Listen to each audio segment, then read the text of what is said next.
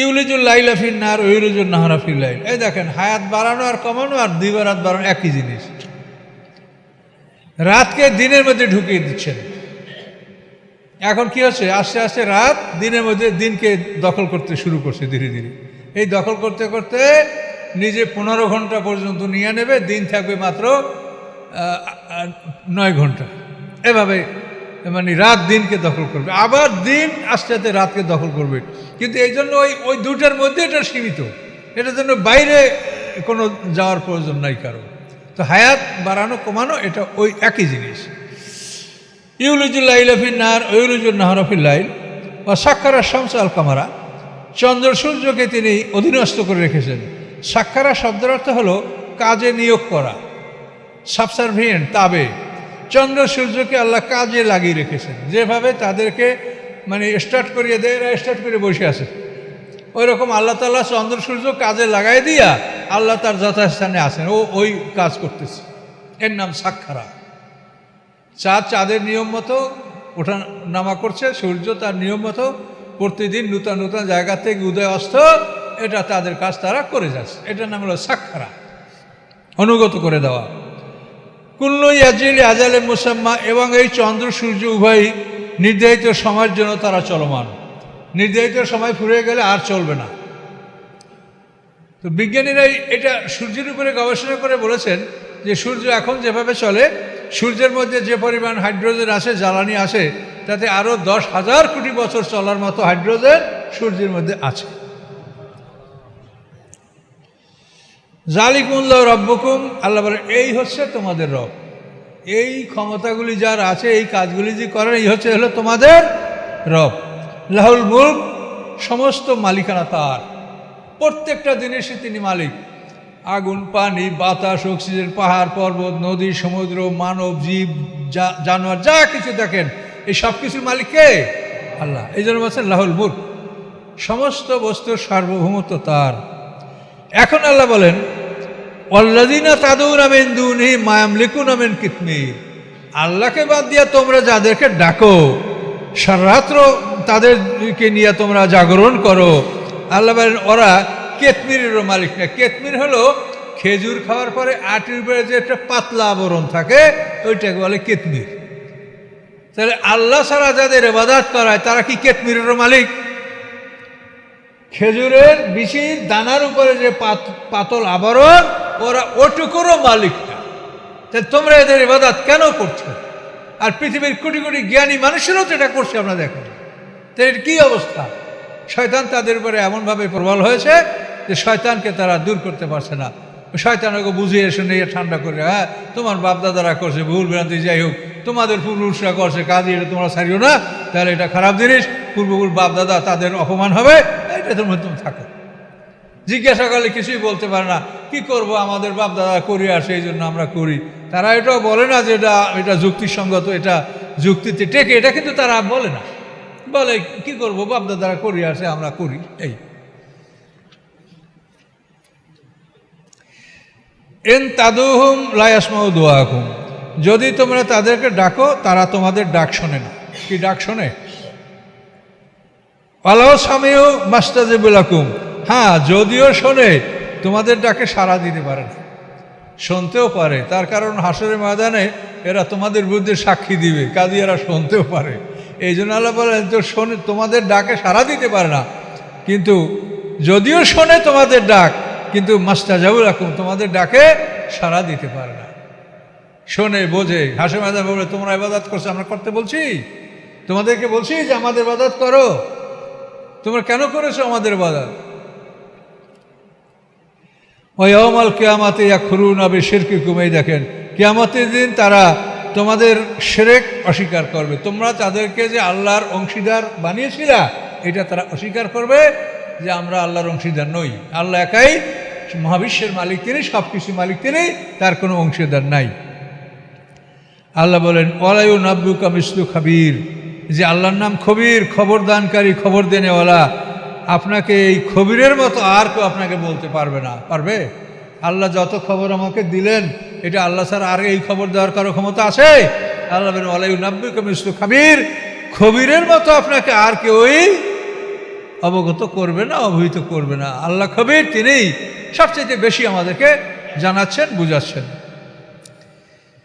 ইয়া আইয়ুহান নাসু আনতুমুল ফুকারা ইলাল্লাহ, হে মানব সকল, তোমরা সবাই আল্লাহর কাছে ফকির। কি বলছে কথা? আল্লাহর কাছে তোমরা সবাই ফকির। আল্লাহু আল গানিয়ুল হামিদ, এবং আল্লাহ তিনি হলেন অমুখাপেক্ষী, ধনী এবং প্রশংসিত। ধনী আল্লাহ, প্রশংসিত আল্লাহর আমরা সবাই কি ফকির। এখন ফকিরে কিভাবে চাবে? হাত পেতে চাবে না অ্যাটেনশন হয়ে চাবে? এই যে এক শ্রেণীর মানুষ মোনাজাত নিয়ে মানে বছরকে বছর, মাসকে মাস মানুষের সময় নষ্ট করলো। সময় নষ্ট করা বড় অপরাধ। পৃথিবীতে সবচাইতে মূল্যবান বস্তু হচ্ছে সময়। আপনি এই সময় এত মূল্যবান যে সমস্ত পৃথিবীর সম্পদ দিয়া আজরাইলের কাছ থেকে আপনি 1 মিনিট সময় কিনতে পারবেন না। পারবেন? তাহলে সময়ের মূল্য কত দেখেন তো। এই সময়টাকে আমরা আজে বাজে নষ্ট করছি, বাজে গল্প করে, হাসি তামাশা করে, বাজে অনুষ্ঠানে আমরা সময়টা নষ্ট করছি। অথচ এই সময় যদি আপনি সুবহানাল্লাহ, আলহামদুলিল্লাহ, আল্লাহু আকবার বলেন, আল্লাহর কোরআন পড়েন, তেলাওয়াত করেন, তাহলে কত নেকামল আপনার আমলনামায় জমা হবে। কিন্তু শর্ত যা, তা তো জুমার সময় বলা হয়েছে। তো আল্লাহ বলেন, হে মানব সকল, তোমরা আল্লাহর কাছে সবাই ফকির, আর আল্লাহ ধনী এবং প্রশংসিত। হাত না পাতলে ফকির বোঝা যায় না। আমি আমার জীবনের একটা অভিজ্ঞতা বলছি। আমি পাকিস্তানের শেষ আমলে গরু নদী থানা বরিশালে, ওখানে একটা মাদ্রাসায় ছাত্র নিয়ে গেছি পরীক্ষা দিতে। তো একটা মানুষ এতই কাতর দেখা যায় যে এই দেখলেই মনে হবে যে এই লোকটাকে আমি সাহায্য করি। তখন আমি কিছু টাকা তার জন্য বের করে বললাম যে আপনি এই টাকাটা নেন। বাবা আমি ফকির না। তা আমি লজ্জা পাইছি। দেখতে একেবারে নেহায়েত মানে অবস্থা জড়সড় মনে হচ্ছে, কিন্তু বলছে যে বাবা আমি ফকির না। তাহলে এখন ফকির যে, সে কিন্তু হাত পাতলে বোঝা যায় এই লোকটা ফকির। অনেক সময় ভালো স্বাস্থ্য, ভালো জামা কাপড় পরেও হাত পাতে মানুষ, তাকে মনে হয় না যে এই লোকটা ফকির, কিন্তু পোশাক আশাক স্বাস্থ্য সবই ভালো, তারপরে হাত পাতে ফকির। আর ফকিরকে এটা প্রমাণ করার জন্য হাত পাততে হয়। এবং ফিকাহ ইমামরা বলছেন সকল মোনাজাতে হাত তোলা মুস্তাহাব, এবং এই মোনাজাতের কিবলা হলো আসমান। এইভাবে হাত দুটো আসমানের দিকে থাকবে কিবলা। আর আসমানে তো আমরা সেজদা করতে পারছি না, এই জন্য আবার হাতটা নিজের চেহারায় মুছে নিচ্ছি। এটা হলো মোনাজাতের আদব, যে আমরা আল্লাহর কাছে এভাবে হাত তুলে প্রার্থনা করব এবং তারপরে আবার চেহারায় হাত মুছবো। যেহেতু এই মোনাজাতের কিবলা হলো আসমান, তা আমরা সেখানে তো আসমানে আমরা সেজদা করতে পারছি, এই জন্য আমাদের হাতটা চেহারায় আমরা মুছে নিই। এভাবে আমরা মোনাজাত করি। তো এটা নিয়ে কি সমস্যা যে এই মোনাজাতটা করলে হাত তুলে মানুষ সব দোজখে যাবে, এটা কোন কেতাবে আছে? এইটা নিয়ে কেন ঘন্টার পর ঘন্টা, মাসকে মাস, বছরকে বছর সময় নষ্ট করা হলো? অথচ আমরা আমাদের বাইরে দেখতে পাচ্ছি যে খ্রিস্টান জাতিরা তারা মোনাজাত করে না, তারা নীরবতা পালন করে। তাহলে আমরা কি ওদের মতো নীরবতা পালন করব? তাহলে এটা কেন আলেমদের মধ্যে, এই মাথার মধ্যে কেন ঢুকছে এগুলি? ওরা তো আমাদেরকে আস্তে আস্তে ওদের মধ্যে নিয়ে যাচ্ছে। দেখেন, আমাদের এক শ্রেণীর লোক আছে যারা রোজা নামাজ সবই করে, কিন্তু তাদের পীরকে বলে বাবা, বাবা বলে। এখন আপনি খ্রিস্টানদের জেনে দেখেন, ওরা ওদের পাদ্রীদেরকে ওরা বাবা বলে, আর বাবা অর্থ আল্লাহ, ফাদার। ওরা ফাদার বলে। আমি সময় পেলে বিভিন্ন জায়গায় মাহফিলকে তখন সময় পেলে ওই গির্জার মধ্যে যাই, দেখি ওখানে কি পাদ্রী শিবপুর খুব বড় গির্জা আছে বরিশাল অঞ্চলে। তা আমি একবার ওই অঞ্চলে গিয়ে ওখানে গেলাম। তো ওই গির্জার মধ্যে ঢুকে লোকদেরকে নানা রকম ঈসা আলাইহিস সালামকে শুলে ঝুলেই রাখা হয়েছে, মরিয়াম ঈসা আলাইহিস সালামকে কোলে নিয়ে আছে, এই বিভিন্ন ধরনের সব মূর্তি টুর্তি।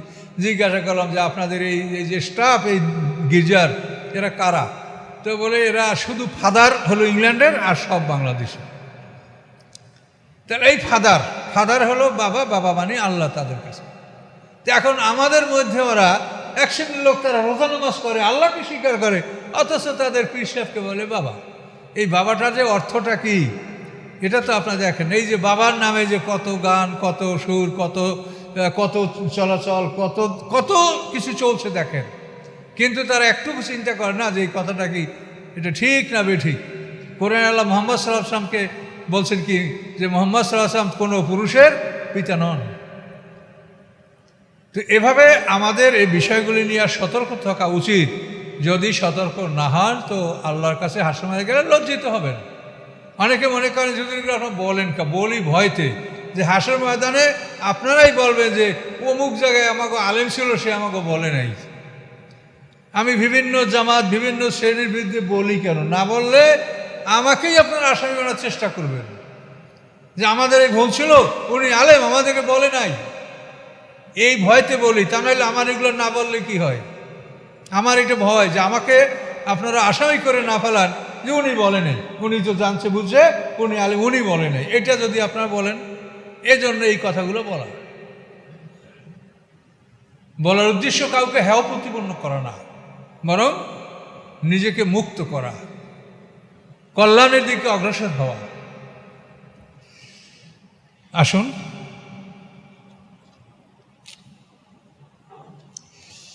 তো আল্লাহ বলেন আল্লাহ সামিউ মাস্তাজিবুল লাকুম ও ইয়াউমাল কিয়ামাতে ইয়াকফুরুনা বিশিরকিকুম, কিয়ামতের দিন তারা তোমাদের শিরক অর্থাৎ তোমরা তাদেরকে অংশীদার সাব্যস্ত করছো এটা তারা অস্বীকার করবে। আলা ইউনাব্বিউকা মিসলু খাবীর ইয়া আইয়ুন নাস আনতুমুল ফুকারাউ ইলাল্লাহ আল্লাহুল গনিয়্যুল হামিদ। তাহলে আমরা সবাই আল্লাহর কাছে ফকির, আমরা বিনয়ী অবস্থায় মানে কাঁদো কাঁদো অবস্থায় আল্লাহকে আমরা সম্বোধন করব, দোয়া করব, এটা এই প্রার্থনার নিয়ম। আল্লাহ বলেন এই আশা ইউযিবুকুম ওয়ায়াতিবে খালকান জাদীদ, আল্লাহ ইচ্ছা করলে তোমাদেরকে পৃথিবীতে তুলে নিতে পারেন এবং নূতন সৃষ্টি এখানে নিয়ে আসতে পারেন। কোনো অসম্ভব কিছু এটা আল্লাহ যে কোনো মুহূর্তে আল্লাহ আমাদেরকে পৃথিবীর থেকে বিদায় করে নূতন সৃষ্টি পৃথিবীতে নিয়ে আসতে পারেন। আমা যালিকা আল্লাহ আজিজ, এবং আল্লাহর উপর এটা কোনো কষ্টসাধ্য কাজ নয়। আল্লাহর জন্য এটা কোনো কষ্টসাধ্য কাজ নয়, খুবই সহজ, ইচ্ছা করলে আল্লাহ করতে পারেন। ওয়ালা তাজিরু ওয়াজরাতুন বিজরা উখরা, কোনো বহনকারী অপরের বোঝা বহন করতে পারবে না। কোনো বহনকারী অপরের বোঝা বহন করতে পারবে না, যার বোঝা তাকেই বহন করতে হবে। অথচ কাফেররা কি বলছিল? ইত্তাবিউ সাবিলানা ওয়াল নাহমিল খাতায়াকুম। আবু সুফিয়ান ইসলাম গ্রহণ করার আগে মক্কার তার স্বজাতি মুশরিকদেরকে বসে যে আমাদের পথে থাকো, আমাদের পথ অনুসরণ করো, তোমাদের পাপ হইলে সেটা আমি বহন করব, আমরা তোমাদের পাপ বহন করব, এভাবে তারা বলতো। এখন এরকম সমাজে অনেক করে যে আমি যে ভুল বলি থাকি পাপ আমার, আপনি আমার কথা শোনেন, এরকম এখনও সমাজের মধ্যে কোনো কোনো জ্ঞানহীন আলেমরা এ ধরনের কথা বলে থাকে। আল্লাহ বলছেন কেউ অপরের বোঝা বহন করতে পারে না। ওয়ান তাদু মুশকিলাতুন হিমলাহা লা ইহমালু মিন শাই, যদি কোনো বোঝা বহন করার জন্য তাদেরকে তোমরা ডাকো, তারা তোমাদের বোঝার কিছুই বহন করতে পারবে না। তুমি তোমার সন্তানকে ডাকবে, ভাইকে ডাকবে, আপনজনকে ডাকবে যে আমার বোঝাটা একটু বহন করো, আল্লাহ বলেন বিন্দুমাত্র তারা বহন করতে পারবে না। আল্লাহ কানা যা করবা, যদিও তারা তোমার একান্ত নিকটতম ব্যক্তি হয়, তবুও একে অপরের বোঝা বহন করতে পারবে না। ইন্নামা তুনজিরুল্লাযিনা ইয়াখশাউনা রাব্বাহুম বিল গায়েব, নিশ্চয়ই আপনি ওদেরকেই ভয় দেখাতে পারেন যারা গায়েবে আল্লাহকে ভয় করে। না দেখে যারা আল্লাহকে ভয় করে আপনি তাদেরকেই সতর্ক করতে পারেন। আর কি করে? ও আকামুস সালাতা, যারা নামাজ প্রতিষ্ঠা করে এদেরকে আপনি ভয় দেখাতে পারবেন। ওমান তাজাক্কা, এবং যারা পবিত্রতা অবলম্বন করে, ফাইন্নামা তাজাক্কারে নাফসি, সে নিজের জন্যই এই পবিত্রতা অবলম্বন করে। পবিত্রতার এক নম্বর পবিত্রতা হলো শিরক মুক্ত হওয়া। লা ইলাহা ইল্লাল্লাহ বললে মানুষ শিরক মুক্ত হয়ে পবিত্র হয়। মুশরিকরা সমগ্র নদীর পানি দিয়ে গোসল করলে পাক হবে না। আল্লাহ বলেছেন ইন্নামাল মুশরিকুনা নাজাসুন, মুশরিকরা নাপাক। এই নাপাক মানে তাদের শরীরে অঙ্গে কোনো নাপাক আছে তা না, যেহেতু তাদের অন্তরে মূর্তি পূজা, এটা হলো নাপাক। এই জন্য লা ইলাহা ইল্লাল্লাহ বললে মুশরিকরা পাক হবে, আর আমরা উযু গোসল করলে পাক হবো। আমরা লা ইলাহা ইল্লাল্লাহ আগে বলেছি।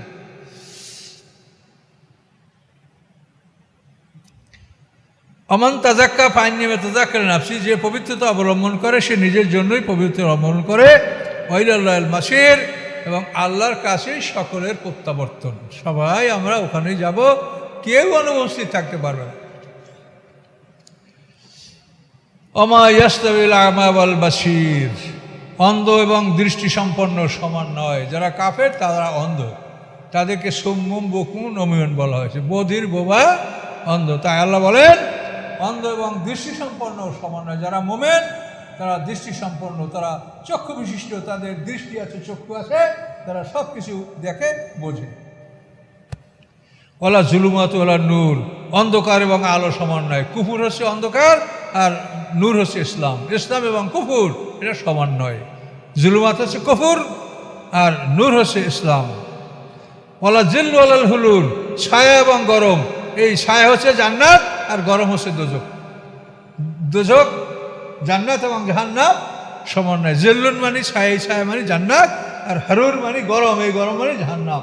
জান্নাত জাহান্নাম সমান।